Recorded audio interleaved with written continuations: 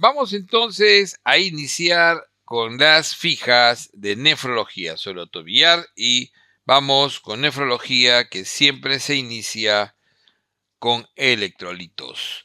La hiponatremia es entonces un sodio sérico menor de 135.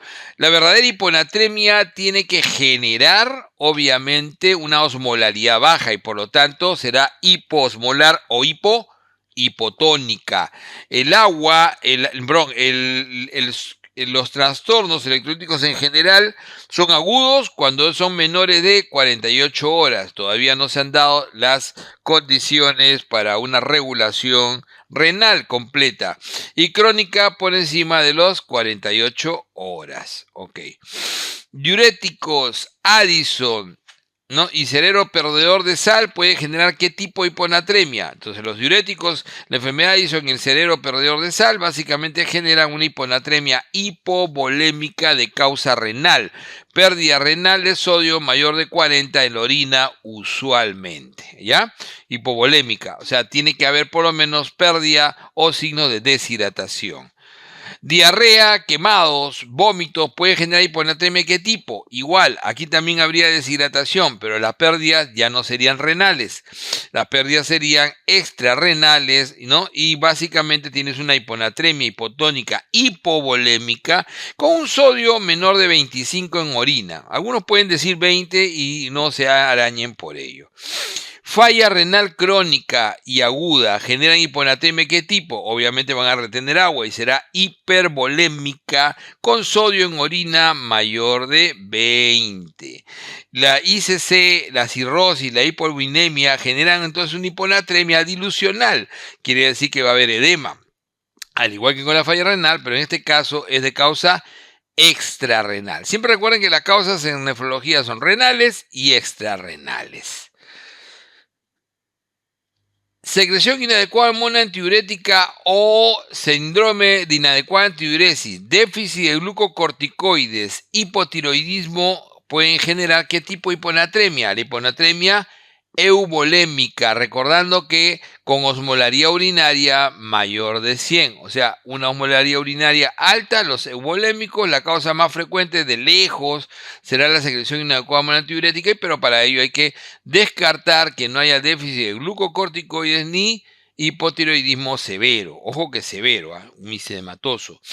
En cambio, cuando tienes una intoxicación por agua, una polisis psicógena, una potomanía, se genera la hiponatremia, también euvolémica, pero con osmolaridad urinaria menor de 100. La hiponatremia más frecuente en general es la secreción inadecuada de hormona antidiurética. ¿Por qué? Porque esa es la que se diagnostica en los hospitales. Alguien me podría decir que lo más probable es que sea, ¿no?, asociado a diuréticos y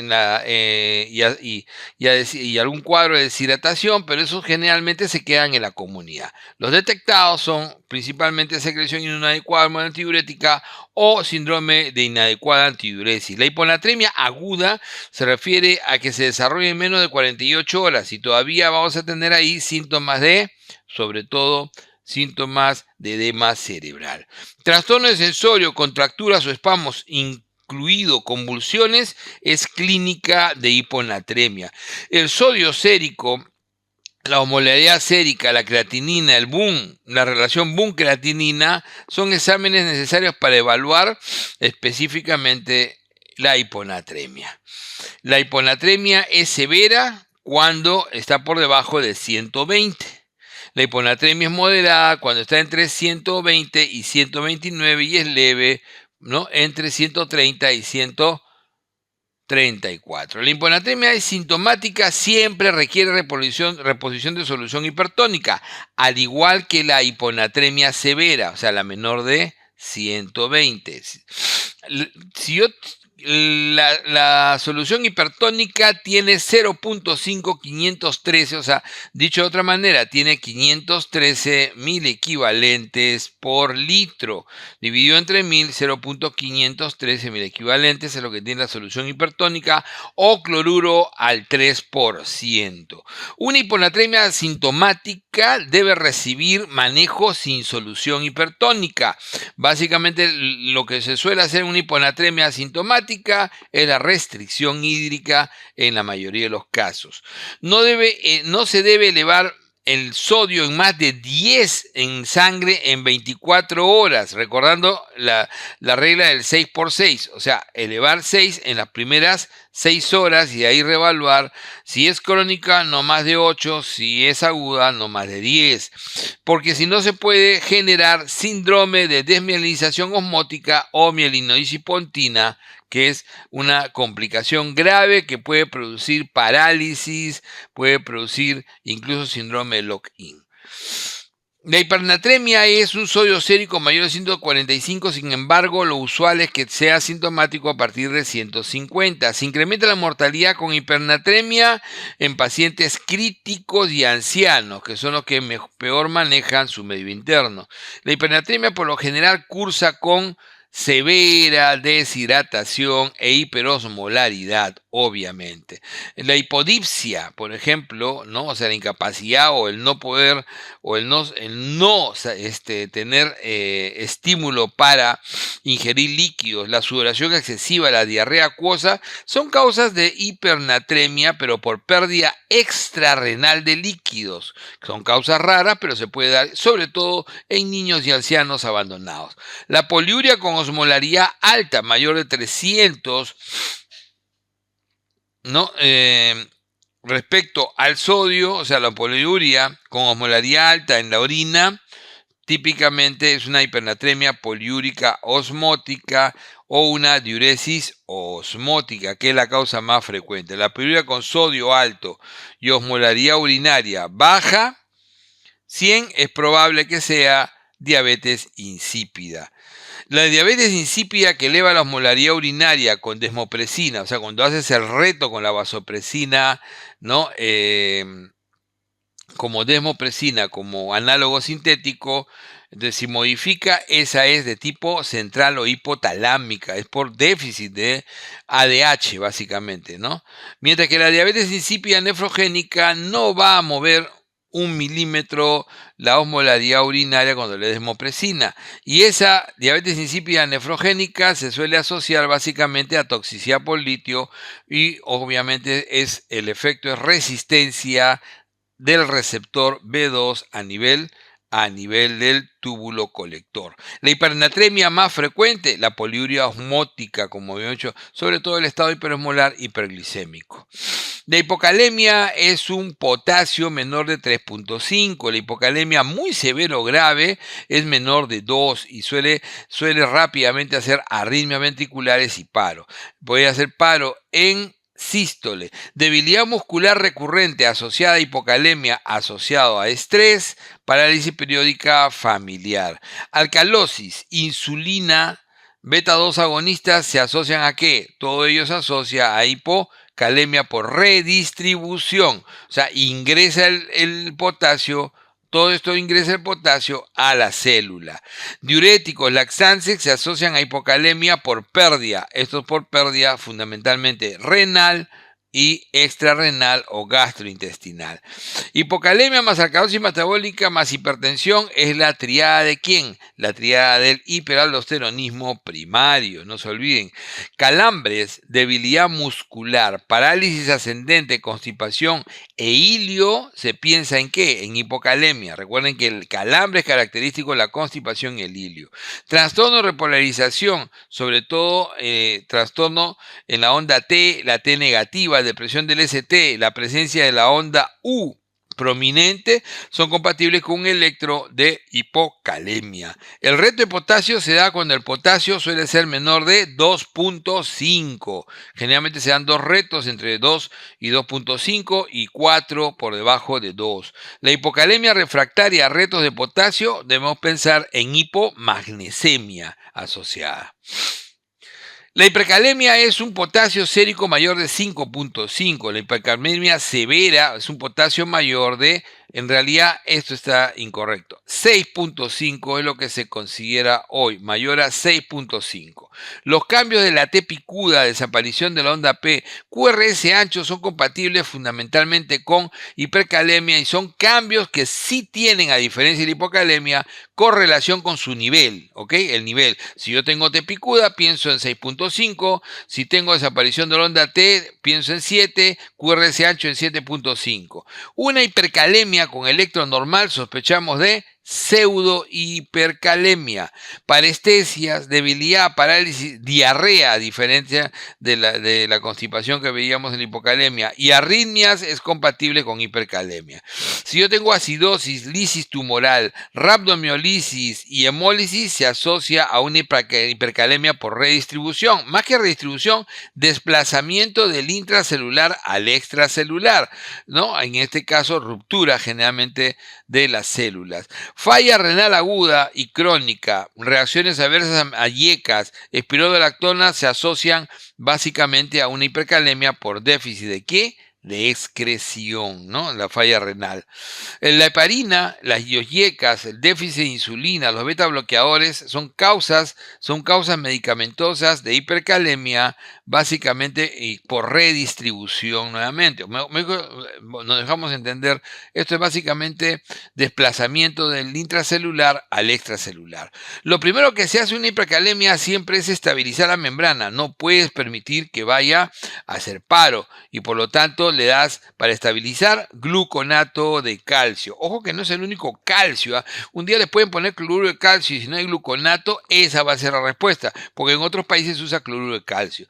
La falla renal aguda, bradicardia, hipotensión, la laxitud, eso es clínica básicamente que requiere, ¿no? Requiere manejo de la hipercalemia con gluconato de calcio. La redistribución en hipercalemia, lo más efectivo va a ser, ahí sí, insulina con dextrosa. Es lo más potente, no tiene límite, a diferencia de los beta-2 agonistas, que en realidad tienen un límite máximo de 0,5 de corrección. La remoción más efectiva al final de hipercalemia en el paso 3 es la hemodiálisis. No hay diálisis. ¿Cómo podemos hacer la remoción? Podemos hacerla a través de intercambio catiónico. Quixalate es lo más conocido, pero hoy en día también tenemos paritomer que se utiliza por vía oral, no solamente por enemas. La hipercalemia con diuresis conservada, la remoción debe ser con furosemida. Si puedes producir orina, entonces puedes excretar a través del riñón. Los tipos de hipocalcemia. Recuerden que el calcio bajo puede ser, cuando es menor de 8,5 es leve, cuando es menor de 8 es moderado, cuando es menor de 7,5 es severo y requiere reposición parenteral. La paratireotomía, la tireotomía total, la hipominemia se asocian a hipocalcemia. La más frecuente de ellas, obviamente, la tireotomía, o sea, la quirúrgica. Espasmo carpal, signo de Trousseau o Chevostek. Recuerden que el Trousseau es más específico que el Chevostek. Se asocian a hipocalcemia. Tipo de hipercalcemia. Recuerden que la hipercalcemia puede ser leve entre 10,4 a 11,9, moderado de 12 a 14 y severo mayor de 14, típicamente la hipercalcemia maligna en el severo. Trastorno de sensorio y deshidratación severa. Miren, esto no pareciera mucho, pero de ahí con falla renal asociada a neoplasias, típico, paraneoplásico o metástasis en hueso que termina produciendo hipercalcemia severa. Recuerden que el paraneoplásico tiene que haber un PTH-PR y en el otro caso es destrucción de hueso. Poliuria, polidipsia, deshidratación se asocia en calcio ¿a qué? A hipercalcemia moderada. Causa más frecuente hipercalcemia y es asintomática el hiperparatiroidismo primario, que recuerden que además de eso les va a dar, ¿no?, producción de litiasis y puede asociarse a úlcera péptica. En el caso del magnesio, un magnesio menor de 1,8 generalmente puede darte calambres, una hipomagnesemia y somnolencia, coma y puede prolongar el QT. Más bien un magnesio alto, hipermagnesemia mayor de 4,8, va a haber pérdida de reflejos, parálisis muscular, somnolencia, prolongación del PR y el QRS ancho. Entonces, hipo e hipermagnesemia. Los trastornos ácido-base son sencillos, no se dejen confundir. Mirad siempre el pH. Un pH bajo es obviamente de acidemia, con bicarbonato bajo y CO2 bajo se asocia a una acidosis metabólica. El marcador clínico de la cetoacidosis metabólica o de la acidosis metabólica es el patrón respiratorio de Kussmaul. Acá está mal, es de la acidosis en general metabólica, patrón de hiperventilación en agujas llamado patrón respiratorio de Kussmaul. La acidosis metabólica puede ser con anion gap elevado o con anion gap normal, depende de la brecha. Cuando tiene anion gap elevado es que tienes incremento de ácidos no volátiles y por lo tanto, ¿no? Entonces sacrificas el CO2. En la cetoacidosis, la acidosis láctica, son de los más característicos del anion gap elevado, obviamente hay una producción excesiva de ácidos. En el caso de la cetoacidosis va a haber hidroxibutirato, o sea, de los cetoácidos, y en el caso de la acidosis láctica, del lactato elevado. Falla renal aguda, enfermedad renal crónica por debajo de 25 de depuración, suelen producir acidosis metabólica urémica, que es anion gap elevado. Toxicidad por salicilato, etilenglicol o metanol también incrementa los ácidos no volátiles y en ese caso te da una acidosis metabólica tóxica, anion gap alto. El PCO2 esperado en acidosis metabólica va a depender de la fórmula, 1.5 por el bicarbonato más 8 más menos 2. Es la fórmula que tienen que tener siempre en cuenta. Una diarrea colérica, fístulas biliares y pancreáticas, adenomas vellosos que pueden causar una acidosis metabólica, pero anion gap normal, por pérdida de bicarbonato, ¿no? Sea por la diarrea, sea por el líquido fistular, pancreático o por la secreción de adenoma velloso a nivel colónico. La acidosis metabólica anion gap normal de causa renal típico es la acidosis tubular renal, sobre todo la tipo 2. El pH bajo con PCO2 elevado, con bicarbonato alto en su fase crónica, eso es típico ¿de quién? De la acidosis respiratoria. No se olviden que la acidosis respiratoria más o menos aumenta 1 por cada 10 que aumenta el CO2 en la fase aguda y 4 a 5 por cada 10 en la fase crónica. Hipoventilación alveolar, miren ese síntoma, hipoventilación alveolar IRA2 se asocia a acidosis respiratoria. Entonces el marcador ahí es hipoventilación alveolar, ¿no es cierto? Manejo de acidosis respiratoria con pH menor de 7,2 y o elevación mayor de 10 en el PCO2 que indica ventilación mecánica. Si tienes esos valores, te indica soporte ventilatorio. Un pH alto con PCO2 bajo se asocia al trastorno ácido-base más frecuente en el ser humano. ¿Cuál es? La alcalosis respiratoria. Entonces, hiperventilación, ansiedad, sobreventilación, eso da alcalosis respiratoria. Causas hipoxémicas, todo lo que te produzca hipoxemia, alcalosis respiratoria. Sin embargo, alguna vez en una pregunta de CONAREM se les ocurrió poner primero sepsis, teniendo edema agudo pulmonar como una alternativa que era fija. Entonces, las causas hipoxémicas como neumonía, como edema agudo pulmonar, como la altura, te van a causar alcalosis respiratoria por hipoxemia. La causa más frecuente de trastorno ácido-base, alcalosis respiratoria. El tratamiento de la causa más frecuente, ¿cuál es? La hiperventilación la hiperventilación histérica. Ojo que la ansiedad no es controlable. La hiperventilación histérica se controla respirando en una bolsa de papel típicamente, ¿no es cierto? El tratamiento de la causa más frecuente de la respiratoria va a ser básicamente, disculpen, esto está mal, la bolsa de papel. pH alto, bicarbonato alto, cloro bajo, potasio bajo, esa es la alcalosis metabólica, que es hipoclorémica, hipocalémica, típicamente de los pacientes que vomitan, los pacientes que usan diuréticos. Alcalosis metabólica, lo más preguntado en trastorno ácido-base. Entonces, el vomitador con obstrucción intestinal alta o el que usa diuréticos, ¿a qué se asocia? A alcalosis metabólica. Y la alcalosis metabólica no tiene un marcador clínico propio.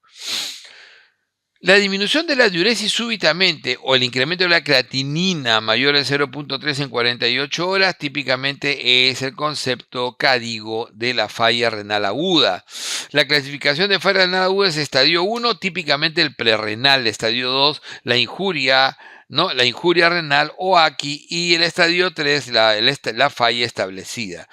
La depresión de volumen, deshidratación, hemorragia, shock, el efecto adverso de IECA que puede causar oliguria sin daño aún en el riñón, sin necrosis todavía en ninguna célula, eso se llama falla aguda prerrenal. Falla prerrenal, depresión de volumen, deshidratación, hemorragia y el shock, obviamente.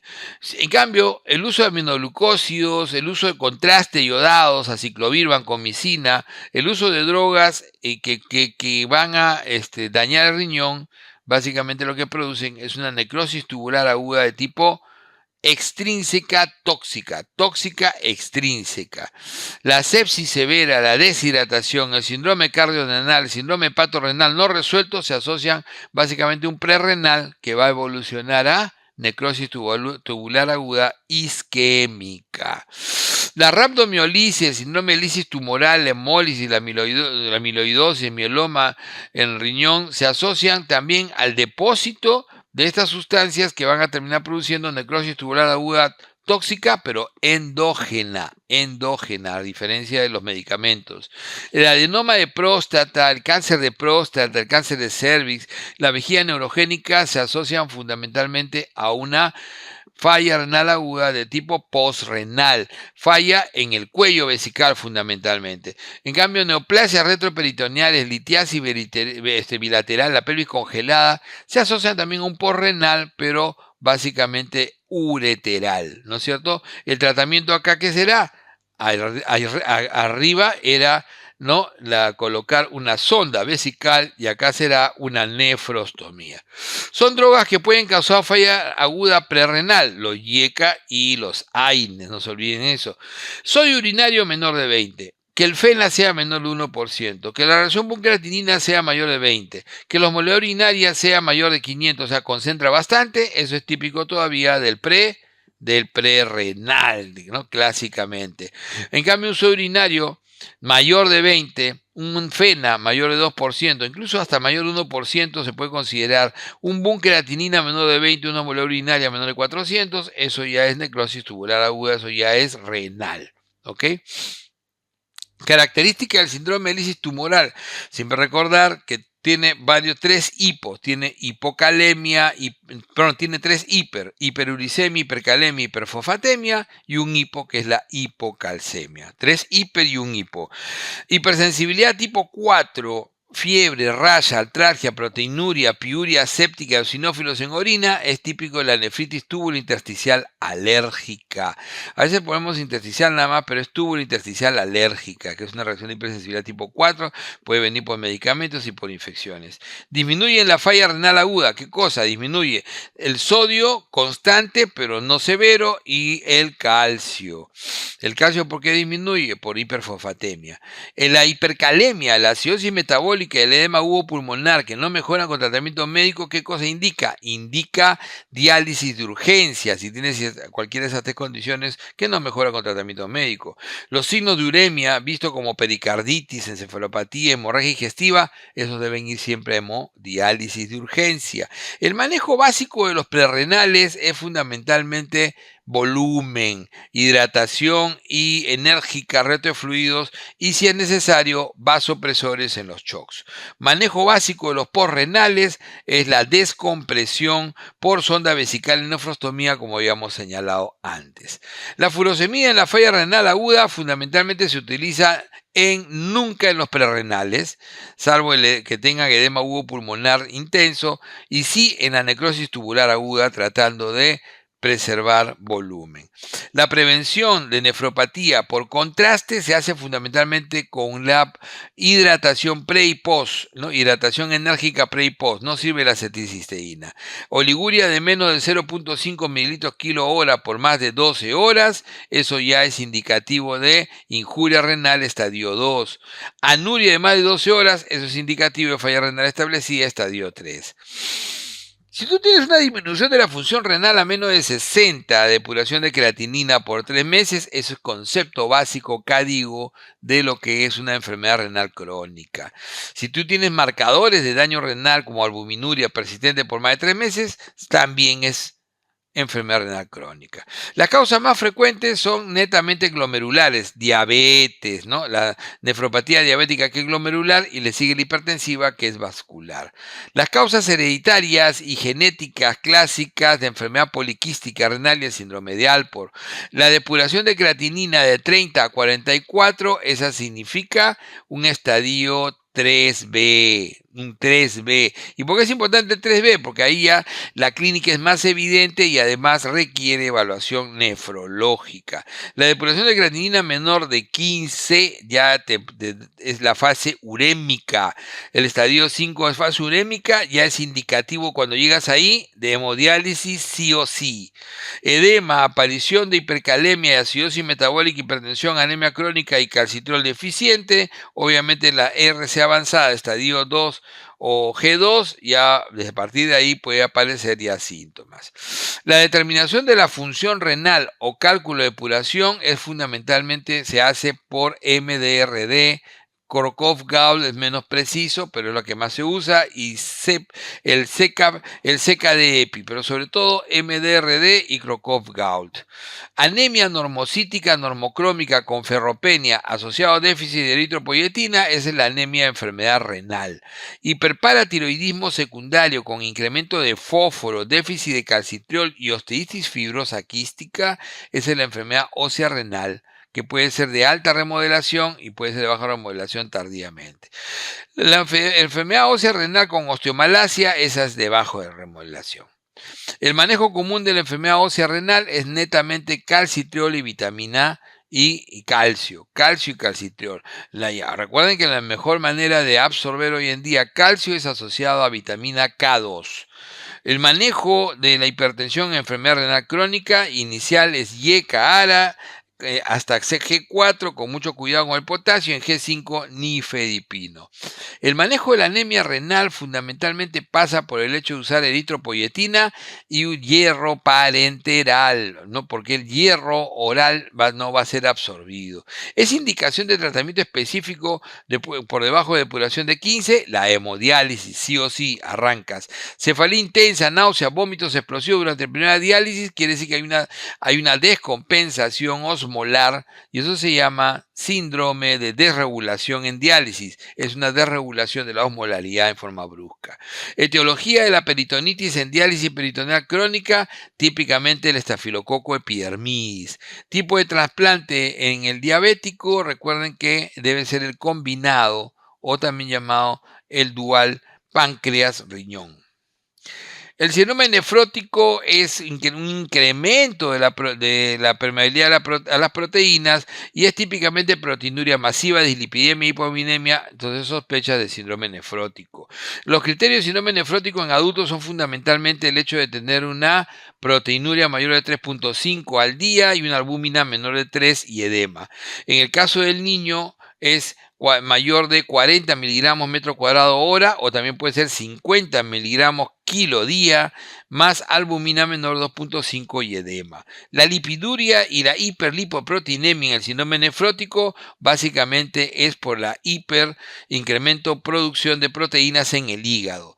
La trombofilia se asocia al síndrome nefrótico y se debe a la pérdida sobre todo de antitrombina 3 en el síndrome nefrótico. La peritonitis bacteriana espontánea en niños con edema, que se da con mucha frecuencia en los niños que hacen sus cambios mínimos, es infección espontánea, o sea, peritonitis espontánea por neumococo. Es un nefrótico con ascitis y es por neumococo. Causa más frecuente, entonces, el síndrome nefrótico en adultos. No se olviden, la glomerulosclerosis focal y segmentaria en el Perú, eso ya está demostrado. Sé que la clase de doctor Torres dice membranosa, pero acuérdense que la membranosa es en el resto del mundo. Nos van a preguntar en el Perú y eso es glomerulosclerosis focal y segmentaria. Causa más frecuente de síndrome nefrótico en niños, eso sí, invariable, cambios mínimos. La causa más frecuente de síndrome nefrótico secundario sigue siendo, obviamente, nefropatía diabética. Y el nefrótico córtico-sensible, si te dicen un niño de 2 a 8 años que no requiere biopsia y que en adultos se puede asociar a AINES o al linfoma Hodgkin, eso es cambios cambios mínimos, que lo que tiene es fusión podocitaria. El nefrótico asociado a neoplasias o autoinmunes o hepatitis B y C es típicamente nefropatía membranosa. Típicamente córtico resistente de mal pronóstico asociado a hiperfiltración a VIH, eso es glomerulosclerosis focal y segmentaria. Nefropatía membranosa idiopática, el anticuerpo que se asocia es anti-PLA2R. ¿Qué significa eso? Antirreceptor de fosfolipasa A2. Fármaco que disminuye la proteinuria por disminución de la presión intraglomerular, obviamente los YECAS y ARAs. A la cabeza, hoy en día se utiliza más ARA2. Hoy se utiliza más ARA2, ojo, pero YECAS o ARAs se puede utilizar. Antibiótico de elección en peritonitis bacteriana espontánea en niños con cambios mínimos, la cefotaxima y la alternativa es ceftriaxona. En la nefropatía diabética, el diabético asintomático con depuración de creatinina mayor de 150, eso se llama un hiperfiltrador, estadio 1, hiperfiltrador. La detección precoz de nefropatía diabética se hace a través de ¿qué? De la microalbuminuria, no lo olviden nunca, pregunta clásica, causa de riñón grande. Acuérdense que en riñón grande la diabetes, la amiloidosis, el mieloma múltiple, la enfermedad poliquística, la hidronefrosis. El diabético con proteinuria, edema y depuración normal, obviamente que es un estadio 4 de nefropatía diabética porque ya es clínico. Generalmente va a perder más de 500 miligramos al día, no necesariamente síndrome nefrótico. Solo el 10% de las nefropatías diabéticas hacen síndrome nefrótico. Microangiopatía diabética tardía asociada a retinopatía.